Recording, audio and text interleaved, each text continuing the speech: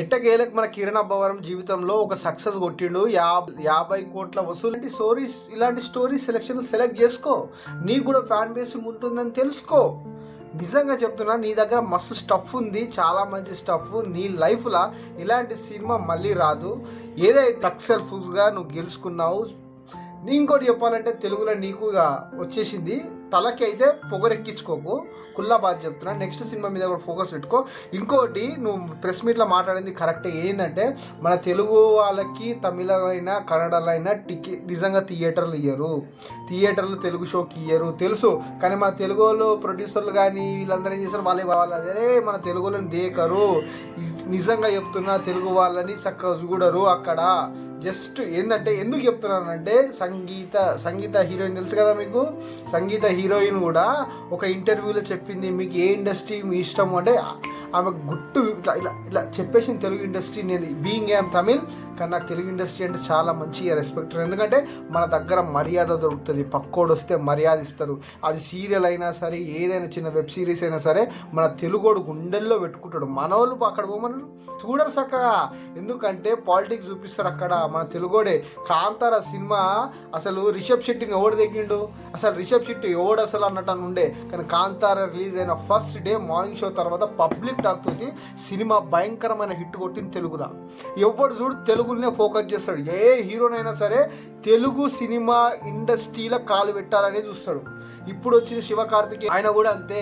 ఇప్పుడు తెలుగులోనే మార్కెట్ చూసుకోవాలా, తెలుగులోనే గెలవాలా, తెలుగు నేటివిటీకి తగ్గట్టే స్టోరీలు రాయండి, తెలుగులోనే ప్రేమిస్తారు అంటారు. ఎందుకంటే తెలుగు కూడా అంత మంచోడు. వానికి ఎటువంటి భాష భేదం ఏముండదు. ఎలాంటి సినిమా, అరే మొన్న తీసిన పవిత్ర రంగనాథన్ గారి సినిమా, అది ఏం cinema, love today something cinema, ఇక్కడ 10 కోట్ల 20 కోట్ల వసూలు చేసింది సినిమా. అది మన తెలుగు పవర్ అంటే. కానీ మన తెలుగు వాళ్ళకి సిగ్గులేదు. మన తెలుగు ఇండస్ట్రీ వాళ్ళకి అటు పోతే దేకరువు. మీకు చిన్న రుసువు చెప్పాలంటే, మన సిద్ధార్థ్ ఉన్నాడు కదా, సిద్ధార్థ సినిమా చిన్న సినిమా కన్నడ ఇండస్ట్రీలోకి పోతే వాళ్ళు బైకౌట్ చేసిరు వాళ్ళు ప్రెస్ మీట్లా. తెలుసా? అట్లుంటుంది. ఎందుకు తెలుసా? అట్లనే ఉండాలా. భాష అంటే వాళ్ళకి ఇష్టం, వాళ్ళ మనుషులంటే వాళ్ళకి ఇష్టం. వాళ్ళ సినిమానే ఆడాలని చూస్తారు. అందుకే వాళ్ళ దాంట్లో ఎవడైనా ఒక్కడు వాళ్ళ యాక్టర్ ఉంటేనే ఈగ సినిమా నడవడానికి కారణం ఏంది, అక్కడ కిచ్చా సుదీప్ అక్కడ ఉన్నాడు. కిచ్చా సుదీప్ని అక్కడ హీరోలాగా ఎలివేట్ చేసి ప్రమోషన్ చేసిరు కాబట్టి సినిమా అక్కడ చూసిరు. బాహుబలి నడవడానికి గల కారణం ఏంది, దాంట్లో కిచ్చా సుదీప్ ఉన్నాడు కాబట్టి. ప్రభాస్ అన్నను చూసి, రాజమౌళి అన్నను చూసి కాదు. ఆడేంటంటే అంత తీసేసుకుంటారు. దాని తర్వాత సత్యరాజ్ని కానీ వీళ్ళందరూ ఏంటంటే, రాజమౌళి స్ట్రాటజీ ఏంటంటే, మొత్తం తెలుగు వాళ్ళని పెడితే ఎవడు దేకడు, మనలను కూడా అక్కడ తీసుకొని దారి తెచ్చుకుందామంటే మంచి ఒక మార్కెటింగ్ స్ట్రాటజీ పోయిండు.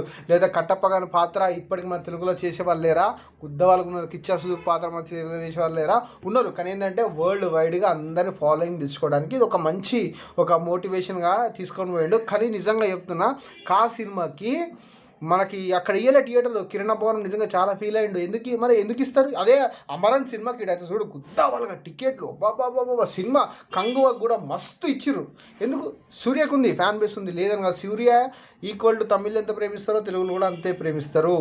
కానీ తెలుసుకోవాలి, మనోళ్ళు కూడా బాగా తెలుసుకోవాలి. తెలుసుకోకపోతే ఇక బరికేస్తాయి అనుకో.